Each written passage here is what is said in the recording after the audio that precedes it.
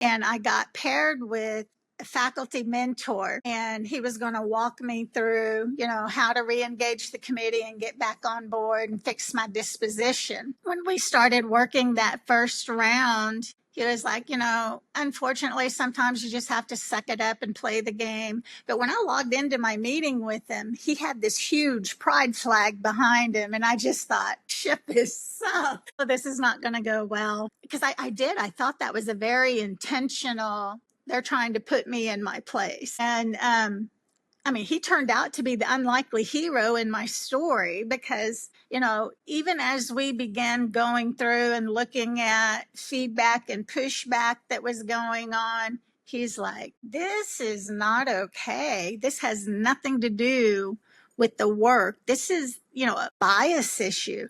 And at that point, he said, I'm convinced at this point you have a poisoned committee and there is no path forward. And so he appealed on behalf of the student development and say, we've got a situation. And, he appealed for me to have a new committee. And they're like, absolutely not. She's not getting a third committee. She has to work it out with this one. And so we created a plan to re-engage with the committee and to continue work on the thing. And the student development office said, this is a rock solid plan. We approve it. And I was to have a meeting with that mentor and the committee about how we're going to reconnect and enroll, which was like the next week. I should have started work with them again.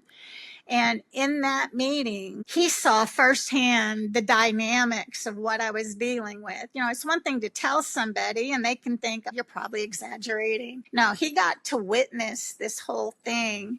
And at the end of that meeting, he's like, okay, I have underestimated what you have said. And within an hour after we got off of that meeting, student development called me. That committee had filed a second complaint saying that I had unreasonable expectations of how to progress.